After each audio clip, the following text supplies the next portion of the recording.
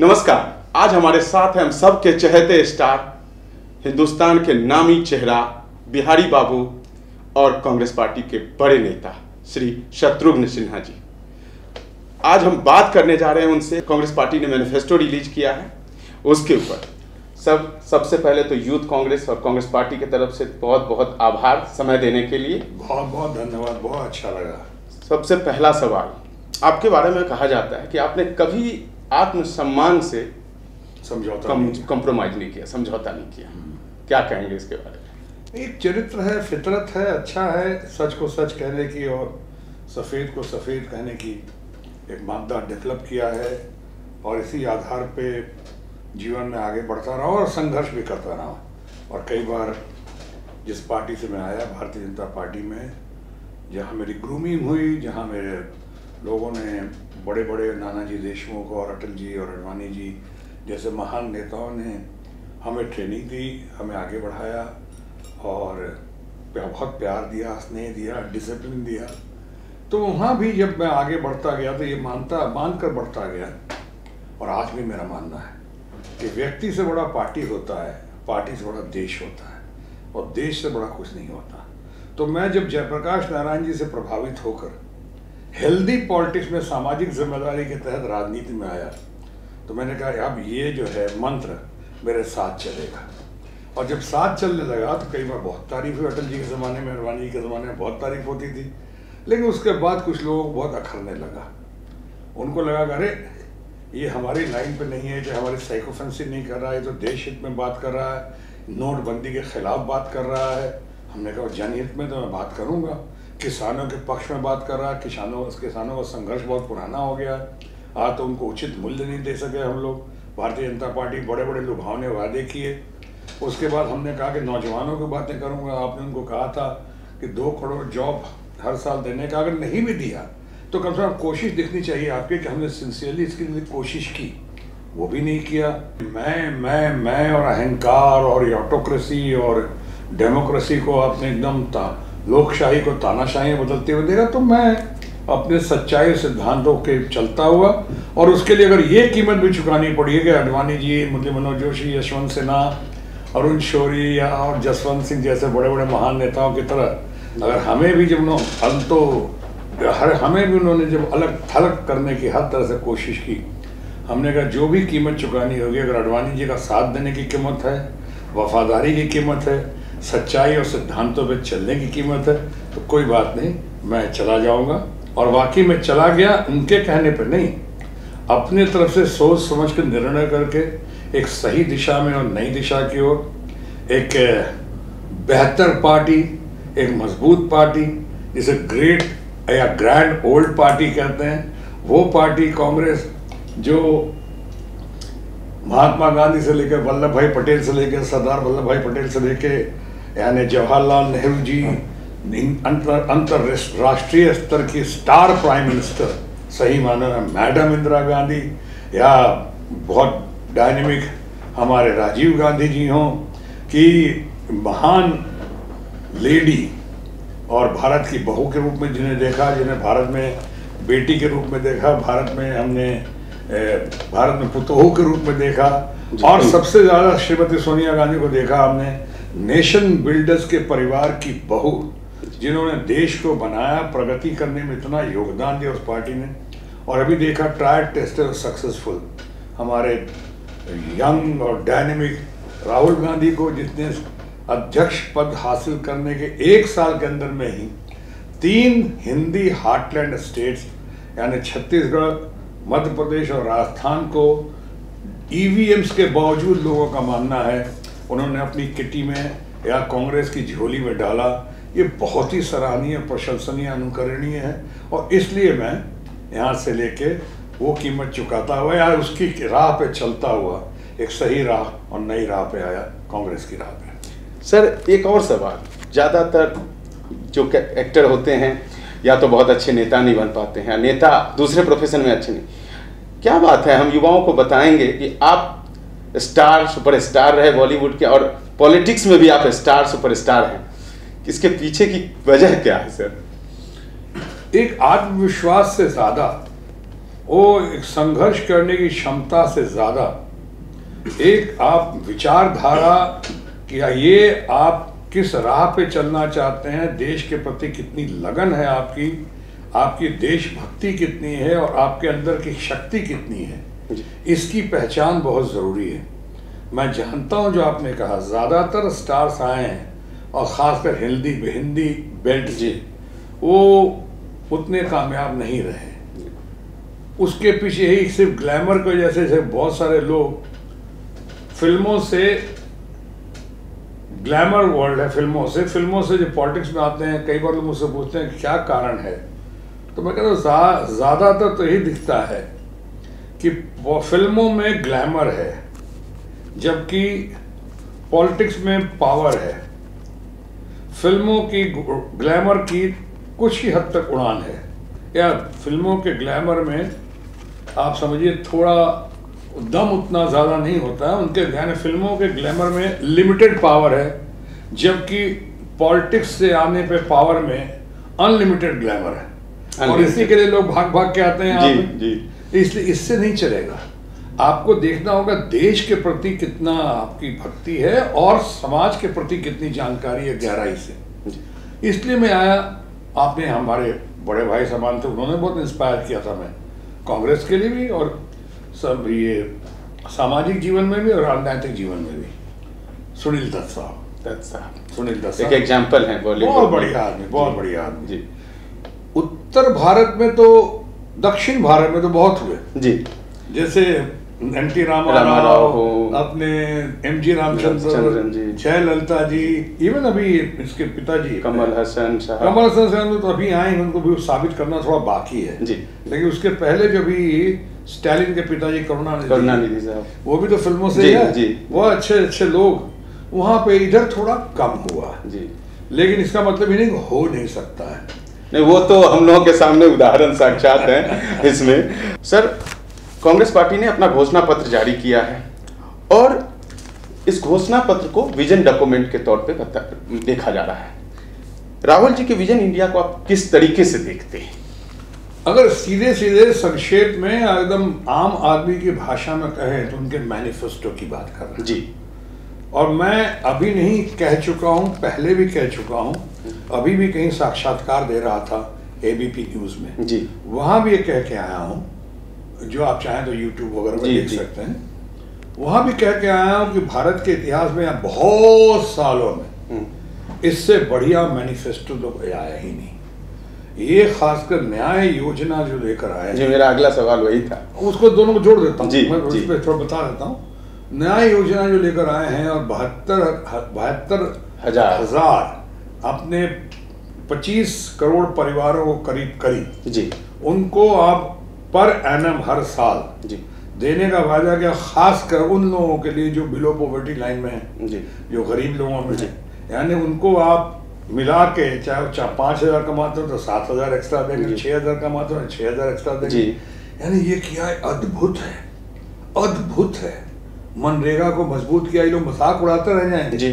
ये लोग दूसरी पार्टी, मतलब हमारी पार्टी जो कल तक हमारी पार्टी थी, भारतीय जनता पार्टी, इससे मजाक उड़ाते रहती है। इतना बढ़िया किया उन्होंने, किसानों के लिए इतना किया, और कब ये बढ़िया उनकी विश्वसनीयता बढ़ गई है। जैसे माननीय प्रधानमंत्री या one man show and two man army की विश्वसनीयता खत्म हो गई है, उनके वायदे खोखले हो गए हैं, लोग उनके वायदों का विश्वास नहीं कर रहे, उनकी बातों का विश्वास नहीं कर रहे। उन्होंने अभी अचानक इतना बढ़िया इन्होंने मैनिफेस्टो दिया, राहुल गांधी और उनकी ब्रिलियंट टीम ने, आप जैसे लोगों ने इसमें कंट्रीब्यूट किया, गजब किया। और उसके बारे में क्या कहते हैं वो कि साहब ये तो ढकोसला है। अरे भाई, पहले बगैर मौका दिए हुए या बगैर महसूस किए हुए कि राहुल गांधी और उनकी टीम ने साबित कर दिया है 3 स्टेट्स को अपने हाथ में लेकर, छत्तीसगढ़, मध्य प्रदेश, राजस्थान, और उससे बड़ी बात किसानों का कर्जा माफ करने की बात की थी। कहा था 10 दिनों के अंदर कर देंगे आने के बाद, उन्हें 2-3-4 रोजों में ही करके दिखा दिया, करके दिखा दिया। ऐसे आदमी की विश्वसनीयता पे आप प्रश्नवाचक चिन्ह लगा रहे हो, आप जिसने एक वादा पूरा नहीं किया, जहाँ 15 लाख का वादा और रोजगार देने का वादा, किसानों को उचित मूल्य देने का वादा, और स्वामीनाथन आयोग की बात को सामने लाने का वादा, या सिक्योरिटी की बात की है आपने, आपने ये वादा था ये रोक देंगे वो रोक देंगे। मनमोहन सिंह जी थे, आदरणीय मनमोहन सिंह, तो मजाक उड़ाते थे आतंकवादी कहाँ से आ जाते हैं, इनका चलता था कहाँ से आके इनका क्या करते हैं, कैसे नहीं रोकते हैं, ये RDX कहाँ से आता है। अब उस सवाल का जवाब खुद नहीं देते हैं तो उसको डाइवर्ट करते हैं और कहीं और ले जाते हैं, पुलवामा और कहाँ ले जाते हैं, कोशिश करते हैं अटेंशन डाइवर्ट करके लोगों को भड़काने की। तो मैं कह ये रहा था कि एक tried tested and successful Rahul Gandhi, उन्होंने वो करके दिखा दिया और ये वादे किए, और आपकी इतनी जुर्रत या इतनी अकल या आपकी ये विजडम है कि आप कहते हैं वो ढकोसला है, कभी नहीं हो पाएगा। और आप जो कर रहे हैं वादे, सारे ढकोसले वादे, खोखले वादे किए जा रहे हैं, वो ठीक है, वो रासलीला है। और राहुल गांधी जो वादा करे वो कैरेक्टर ढीला है, ऐसा कैसे होगा। Right for Peter should be right for Paul ना। yes. आप अपनी बात को इतने जोर शोर से, जो प्रचार तंत्र बहुत चल रहा है, उनका वॉर रूम हम जो जानते हैं, वॉर रूम बहुत जबरदस्त बनाया हुआ है। वहां पे आप देखेंगे, आप एक ट्वीट करते हैं, हालांकि अब आपका मैं मानता हूं, अब हम लोगों का कांग्रेस का वॉर रूम ज्यादा भारी पड़ रहा है, सब पे भारी पड़। अब उन्होंने जगाया चौंकाया इतना करते गए, और वो तो गाली गलौज तक चले गए वहां पे उनके लोग। अभी तो ये जो इनका वायदा है ना, ये पूरा होता, हमें लगता है कि ये मैनिफेस्टो जो है आपका वो गजब का है। इसमें औरतों के बारे में बात की गई है, किसानों के बारे में बात की गई है, गरीबों के बारे में बात की गई है।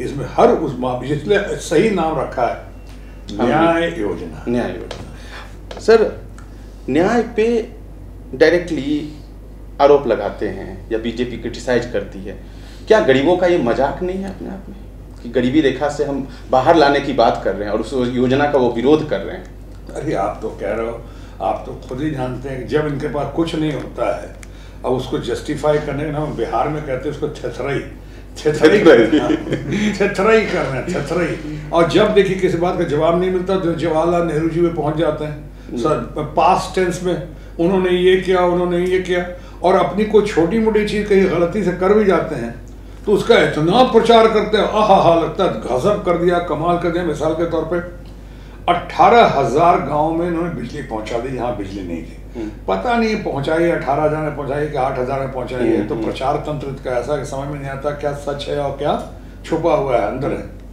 उसी तरह जैसे ने कहा कितने लाख, 50 लाख शौचालय, अब 50 लाख शौचालय बनाया है कि 5,500 बना है कि नहीं बना है, अब तो कहे जा रहे हैं मुझे गपोड़ शंख की तरह ये। लेकिन ये समझने की जरूरत है कि अगर 18,000 गाँव में बिजली पहुंचा दी, मान भी लिया जाए तो 18,000 गाँव में बिजली पहुंचा दी तो मान भी लिया जाए तो 6.5 लाख से ज्यादा गांव में बिजली किसने पहुंचाई? वो तो आप ही की पार्टी ने पहुंचाई, देश की पार्टी ने पहुंचाई, जवाहरलाल नेहरू जी की पार्टी ने पहुंचाई। ये यानी 6.5 लाख से ज्यादा गांव में बिजली जिसने पहुंचाई उसका आप जिक्र नहीं कर रहे, थैंक्स भी नहीं दे रहे। और जो आप अभी कर रहे हो प्रचार तंत्र के हिस्से में, दायरे में, उसका आप इतना ही कर रहे हो, अपनी पीठ थपथपाया जा रहा। तो अभी कई बातें समझ में नहीं आती हैं। अभी आप गरीबों की प्रचार तंत्र की वजह से, अभी आपने कहा कि गरीबों का मजाक तो नहीं, जरूर मजाक है।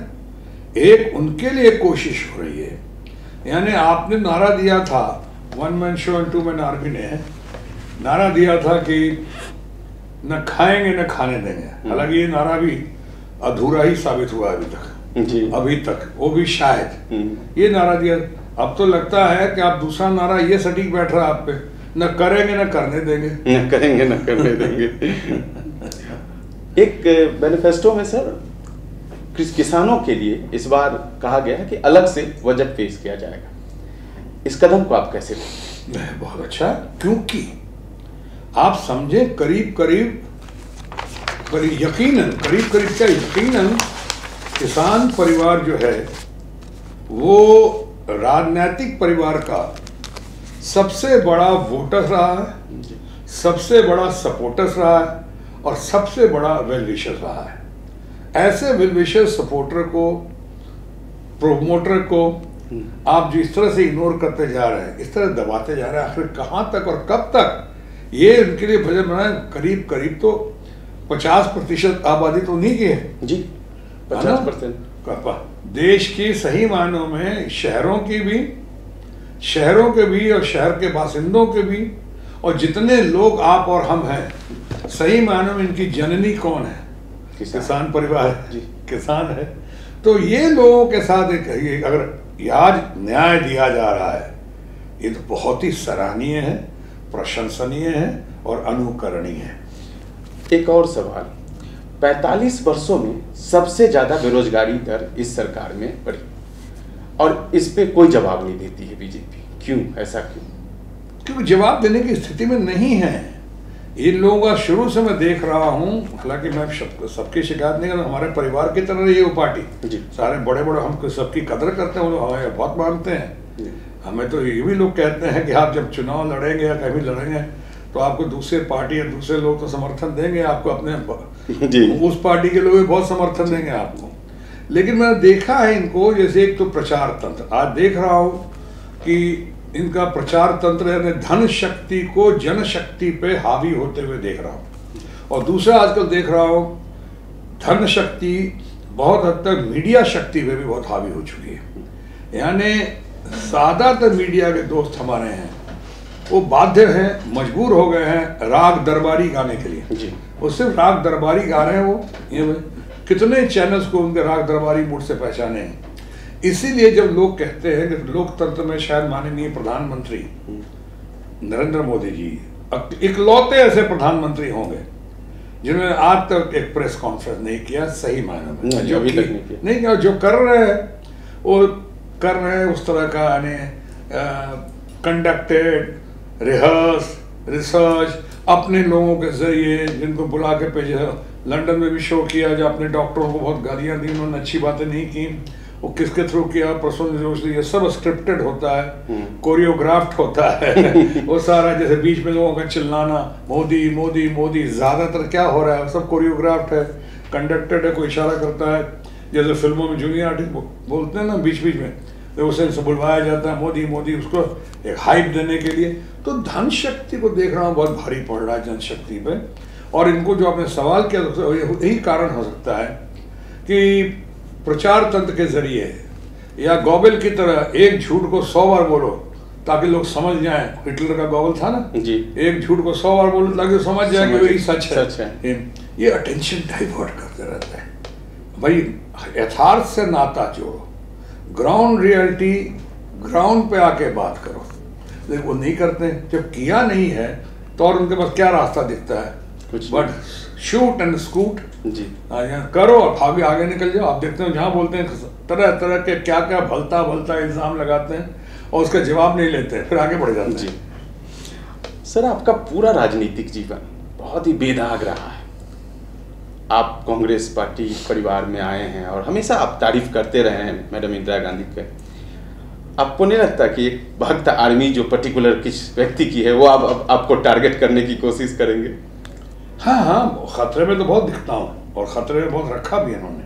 क्योंकि इनके यहाँ तो एक चीज देखी थी मैंने कि जो इनकी भाषा ना बोले, जो इनकी साइकोफेंसी ना करे, जो इनका स्तुति गान नहीं करे, वो समझिए एंटी नेशनल है, वो देशद्रोही है।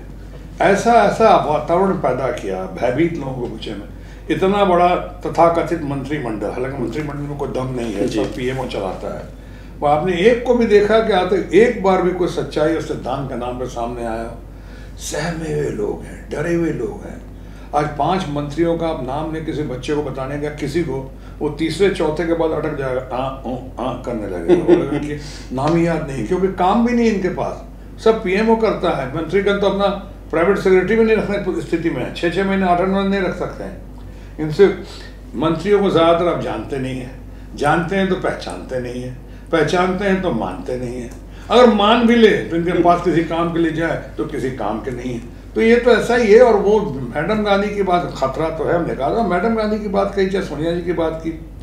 एक बात और बता दूं, जो मैं शुरू से सच को सच और काले को काला बोलता रहा। मैं इस परिवार का बहुत बड़ा हिमायती रहा हूँ। मैं इस परिवार को, कांग्रेस परिवार को, खासकर नेहरू गांधी परिवार को बिल्कुल नेशन बिल्डर मानता हूँ। आज देश में भाखड़ा नंगल लाइन से लेके जितने बड़े बड़े IIMs हुए और IIT हुए और मेडिकल वाले एम्स हुआ, तरह तरह का कहाँ हुआ, किसने किया, इन्होंने कितना किया? जब आए तो उन्होंने किया ना। ये हाईवेज की बात करते हैं, ये हाईवे की शुरुआत कहाँ से हुई? इंडस्ट्रियलाइजेशन कहाँ से हुआ, कौन, एक कृषि प्रधान देश है, ये नारा कब से कृषि श्वेत क्रांति, हरित क्रांति, तमाम चीजें। तो इनका, और एक चीज और आपको बता दूं जो आपके लोगों को अच्छा लगेगा शायद, मेरी किताब आई, बहुत चर्चित हुई, बायोग्राफी एनीथिंग बट खामोश। उसमें तो मैंने लिखा है, और तब तो मैं भारतीय जनता पार्टी में था, बहुत पहले उसमें लिखा हुआ है कि अगर मैडम गांधी जीवित होती तो मैं कांग्रेस में ही होता, भारतीय जनता पार्टी में नहीं जाता, क्योंकि मैडम इतना मानती थी मुझको, उनका स्नेह मिलता था, आशीर्वाद मिलता था, और मैं हमेशा मैडम गांधी, अब हार के धवन साहब नहीं, आप पूछे, मैं कई बार उनसे बगैर अपॉइंटमेंट नहीं मिल जाता। मैं इतना नादान था कि फ़ोन करता था कि मैडम गांधी अभी है क्या, जैसे किसी और के बारे में पूछ रहा हूँ, एक साधारण आदमी के बारे में कह रहा हूँ, आम आदमी के बारे में, है क्या, कब मिलना है। मैं कहा कि मैं 8:30 बजे फ्लाइट है मुंबई की, अभी 3:30 में आया हूँ पटना से। अरे कहे कि तुम अक्ल है, बेवकूफ़ हो, मैडम गांधी से कोई ऐसे मिलता है क्या, और वो तो तुमने 6 महीने 8 महीने साल वेट करता हूँ मिलने का, तुम ऐसी बात करो कि हवाई जहाज 8:30 का है तो मैं 7:30 तक मेरे पास टाइम है, तुम्हारे टाइम की फिक्र है कि मैडम की टाइम की फिक्र है, पागल बेवकूफ़, ये बोलते थे। अरे रुको, कहाँ ठहरो, मैं अखबार होटल बैठा रहा हूँ, कहाँ, एंड लो और बिहोल्ड थोड़ा फ़ोन आता, अच्छा तुम 6 बजे आ सकते हो, 6:30 बजे आ सकते हो, आ जाओ मैडम गांधी तुम्हारा इंतजार करें। कई बार लेट हो गया आधा घंटा, तब इंतजार किया।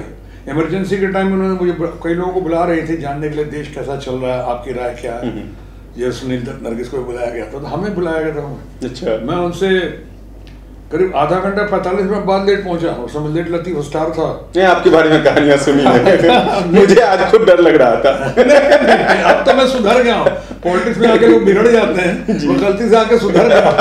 नहीं, वो देखा सर। अब वहाँ पे आए, आधा घंटा 45 मिनट लेट, मैडम सब एकदम हुश इमरजेंसी का टाइम, सब बैठे तो कहीं क्या दिमाग खराब हो गया, तो कहाँ से आया, बिहार से आया, वो कहाँ से आया, बिहार से आया तो क्या मतलब, लेट हो गया ना थोड़ा सा।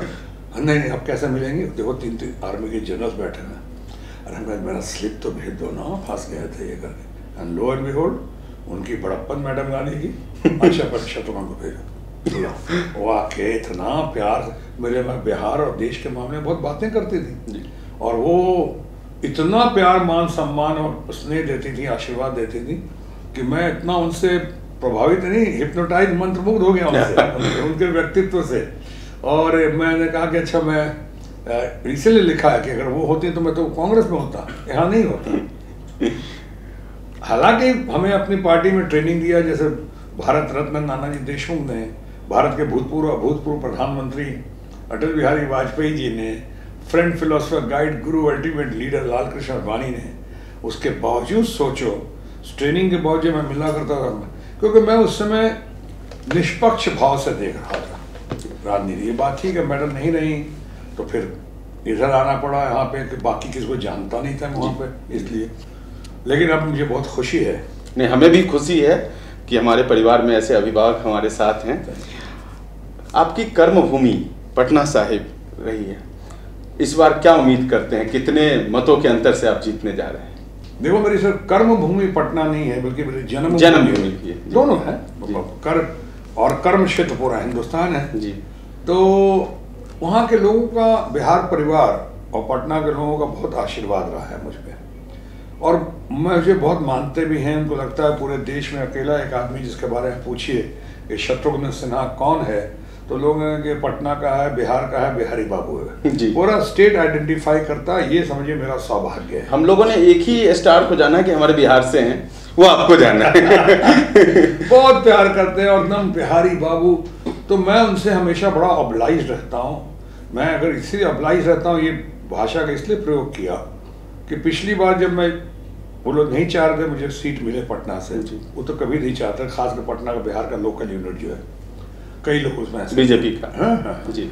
लेकिन उसके बावजूद, उनके नहीं चाहने के बावजूद चुनाव लड़ा, तो 2 बातें हुई। एक बात तो ये हुई कि मैं चुनाव में उसे मोदी लहर कहते थे जी। उस मोदी लहर में, हालांकि मोदी लहर क्या, मोदी कहर रहा, हमारे विद्वान मित्र अरुण जेटली इतनी ह्यूमिलेटिंग डिफीट से हारे, इतना आई, शहनवाज हुसैन वगैरह सब हारे उसमें, और हालांकि शहनवाज हुसैन कितना प्यारा अच्छा आदमी, लेकिन उस मोदी लहर में भी हमने एक आदमी को अपने कैंपेन में नहीं बुलाया, ना मोदी जी को, उन्होंने कहा भी था, फोन भी किया था, ना राजनाथ सिंह को, ना सुषमा स्वराज को, ना किसी को और, तो और अपनी बेटी सोनाक्षी सिन्हा को भी नहीं बुलाया हमने, क्योंकि हमारे लिए देश की सबसे बड़ी जनता उस मामले में, चुनाव के मामले में पटना की जनता जनार्दन रही। उनको हमको अपने परिवार का होना, इसलिए बिहार परिवार पे हमने फख्र किया। तभी पूरे हिंदुस्तान में शायद एक ही कलाकार को आप जानते हैं जिसके साथ पूरा आइडेंटिफाई करता है स्टेट जी, बिहारी बाबू जी। तो मैं उनके पीछे इतना उनके आगे इतना नतमस्तक रहता हूँ, इतना प्यार है। बिहार मेरी कमजोरी है और बिहार मेरी ताकत भी है।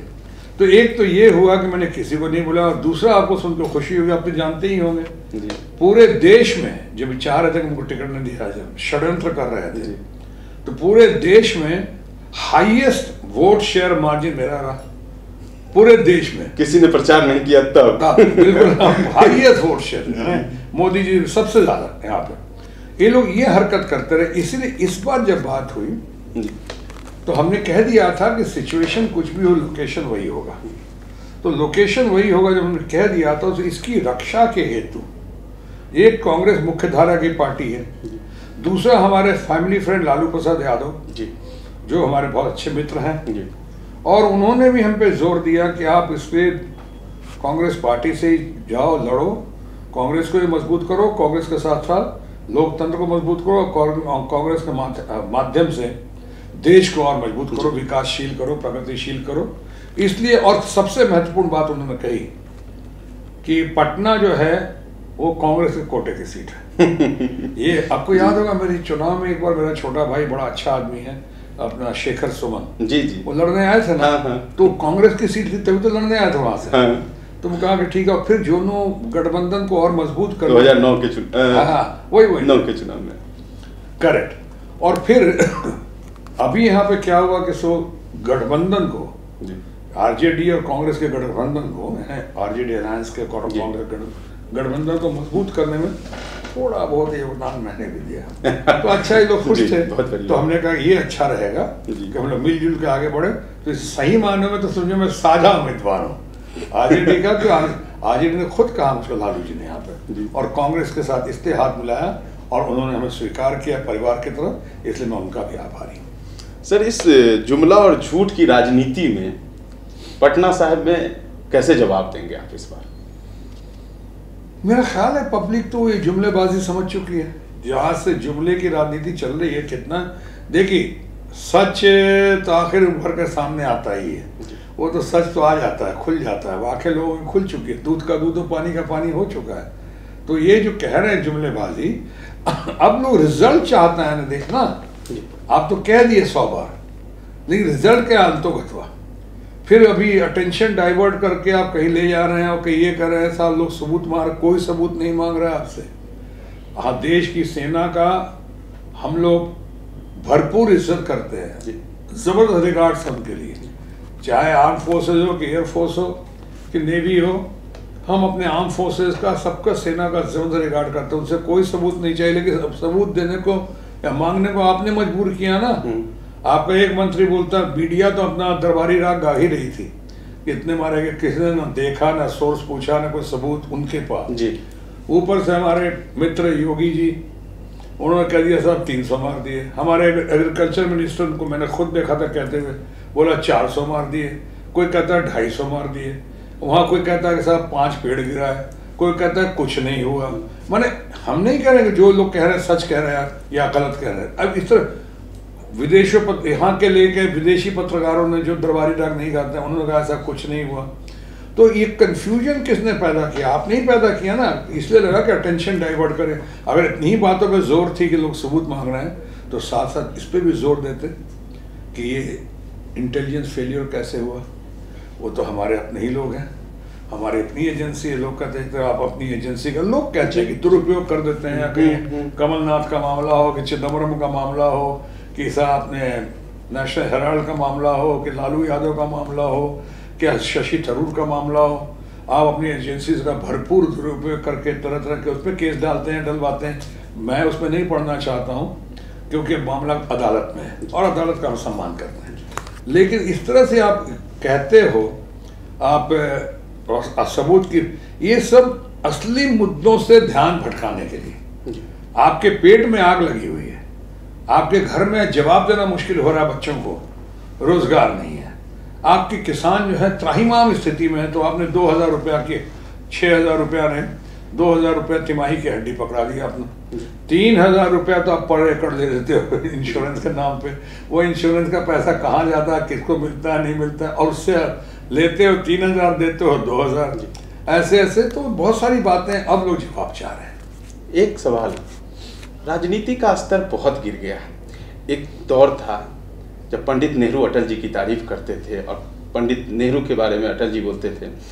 मैडम इंदिरा गांधी जी को अटल जी ने माँ दुर्गा की उपाधि दी थी। पी नरसिम्हा राव अटल जी के रिश्ते इतने अच्छे थे। ये क्या वजह है सर? इस गिरावट की वजह क्या है जो आज देखने को मिल रहा है और हम जैसे युवा वर्ग के लिए बहुत ही अजीब सा लगता है? बहुत, मैं तो मानता हूं कि शब्दों का चयन और भाषा की मर्यादा, इसका विशेष ध्यान रखना चाहिए, क्योंकि तीर निकला हुआ लौट के नहीं आएगा।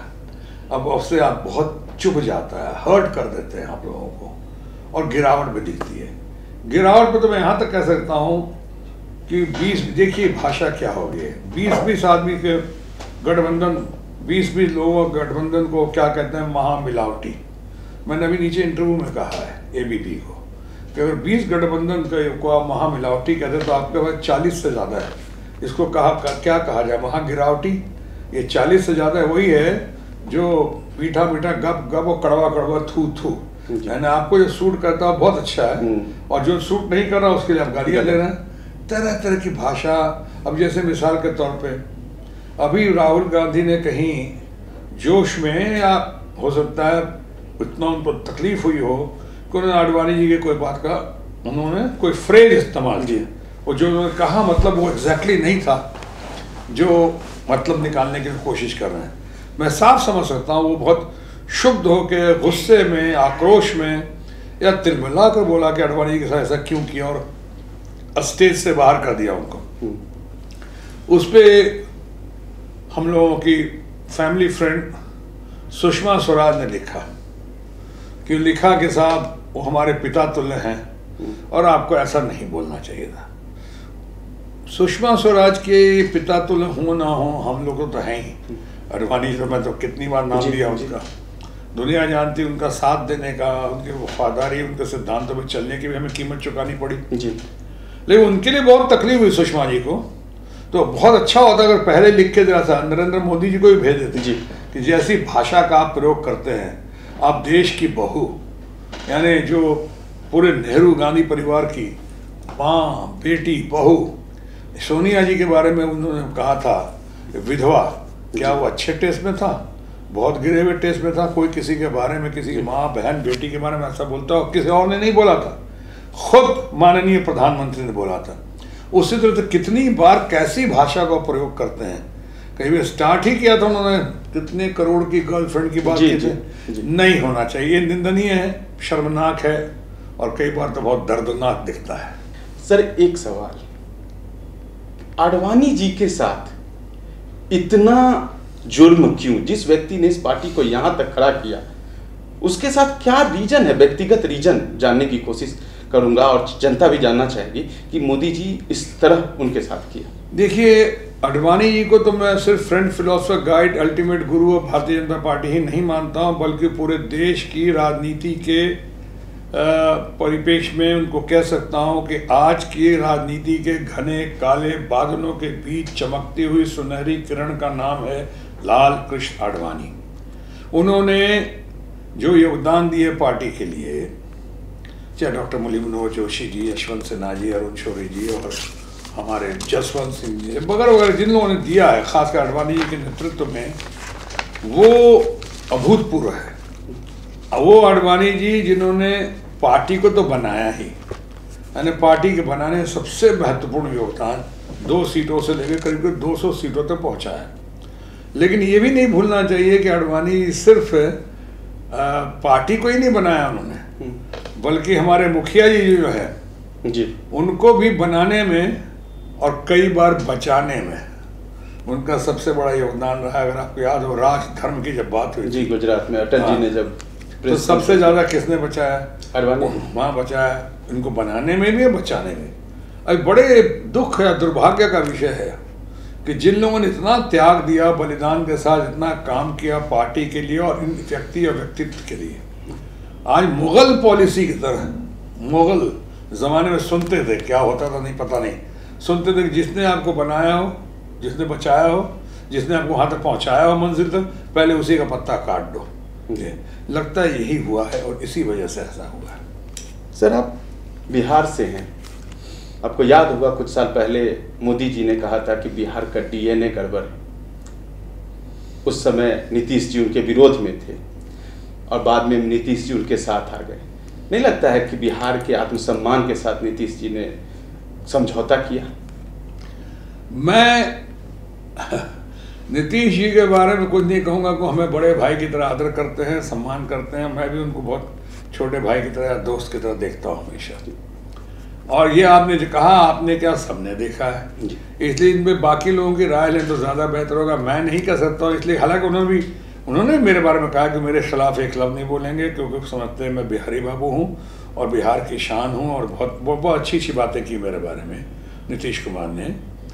और लेकिन पॉलिटिकल है, प्रचार में अगर पॉलिटिकल लाइन लेनी पड़ेगी, मैं तो उनके खिलाफ पॉलिटिकल लाइन में नहीं ले सकता हूँ मैं, चूँकि एक वन से friend always a friend. I know, इसमें मैं आम पॉलिटिशियन की तरह बात नहीं कर रहा हूँ। मेरे लिए पॉलिटिक्स जो है, यानी पॉलिटिक्स में मैं पॉलिटिशियन कम हूँ और जेंटलमैन ज़्यादा हूँ, और कलाकार होने के नाते जो बैकग्राउंड है, मैं थोड़ा काइंड और इमोशनल भी हूँ, इसलिए इस सवाल को आगे बढ़ाना बेहतर होगा। सर, आपको नहीं लगता है कि खास तौर पे जब से ये सरकार बनी है, हेट स्पीच, मॉब लिंचिंग जैसी समस्या, वो काउ लिंचिंग क्या क्या नहीं हुआ, वो जो छोड़ो ना, दुनिया अभी भूलने की कोशिश करे चुनाव के वक्त में, और उसका जवाब देने की कोशिश कर रही है।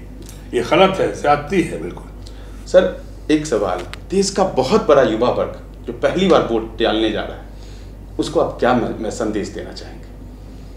नहीं, पहली बात तो वोट जरूर दे, सुनी सुनाई बातों पर नहीं, तथ्य की परख करके, पहचान करके।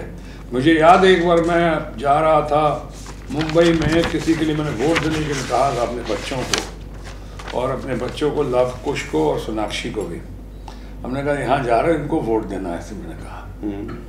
उन्होंने कहा अच्छा।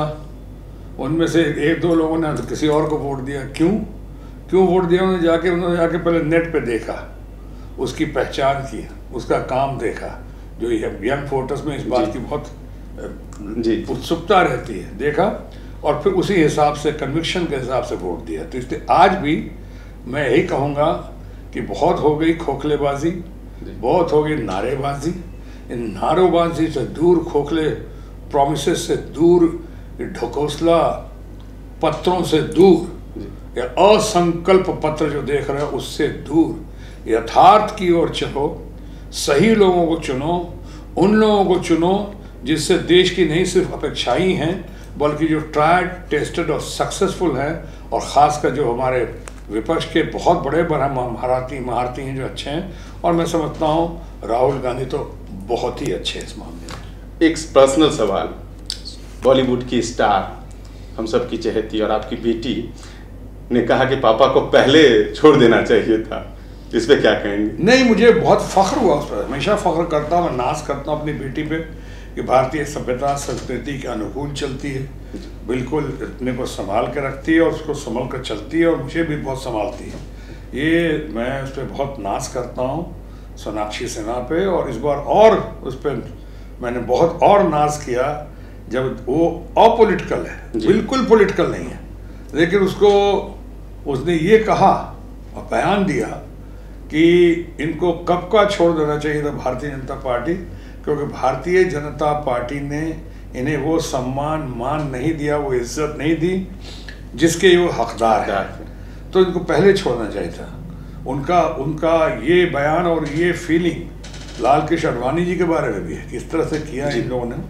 लेकिन मैं चूँकि कहता हूँ वो अपॉलिटिकल है, तो मैं उसको बहुत बहुत आशीर्वाद देता हूँ और बहुत प्यार करता हूँ उस पर, और बहुत प्राउड फील करता हूँ कि सब हमारे आंखों की एप्पल है वो, और उसने इतनी बातें, यानी उसको भी कितना दर्द महसूस हुआ। हाँ। अपॉलिटिकल हो। कितना दर्द महसूस हुआ कि मेरे पिताजी इतने सालों से भारतीय जनता पार्टी में, आज तक कभी पार्टी नहीं बदली और हमेशा सच और सिद्धांतों के साथ चलते रहे, क्योंकि उनकी ट्रेनिंग नानाजी देशमुख और अटल बिहारी वाजपेयी से रहे। उनको आज इस तरह से किया है और उन्होंने आज छोड़ा क्या, जब देखा मुझसे बगैर पूछे मैंने नाम अनाउंस कर दिया, तो हमने कहा कि मैंने तो कहा था मैं नहीं छोड़ूंगा, मेरी पहली और आखिरी पार्टी यहाँ तक कहा था, लेकिन जब ये रवैया उनका दिखा तो हमने कहा चलो बस हो के मजबूर, और हम निकले वहाँ से। तो सोनाक्षी का ऐसा कहना, मेरी लाडली है, मेरी बहुत अच्छी बच्ची है और बहुत प्यार से उसने कहा, मैं इस पर और फख्र करता हूँ। उसने सही कहा। बॉलीवुड को क्या मैसेज देंगे, बॉलीवुड परिवार को इस चुनाव के लिए? पहली बात तो हिंदी फिल्म इंडस्ट्री जो है और ज़्यादातर इंडस्ट्रीज हैं तो अपने लोग हैं, अच्छे लोग हैं, लेकिन बहुत ये लोग भी एक एटीट्यूड नहीं होता है बहुत लोग, अरे जिसकी सरकार आएगी हम उसको सलाम कर लेंगे। तो इसमें बहुत सारे लोग जो आज उधर दबाव में गए हैं, या बहुत सारे लोग किसी और कारण से गए हैं, फिल्मों के कारण से गए हैं, या फिल्म बनाने या बनवाने के कारण से गए हैं, या टीवी सीरियल्स को पास करवाने, बहुत सारे ऐसे भी होते हैं।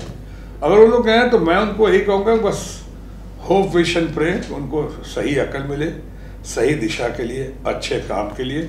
जोश में ना आए, जोश की राजनीति से दूर रहें, होश की राजनीति करें। चलते चलते अंतिम सवाल, देश के सो कॉल्ड चौकीदार और चौकीदारों को कोई संदेश? नहीं, पहले चौकीदारों की हालत तो ठीक करें।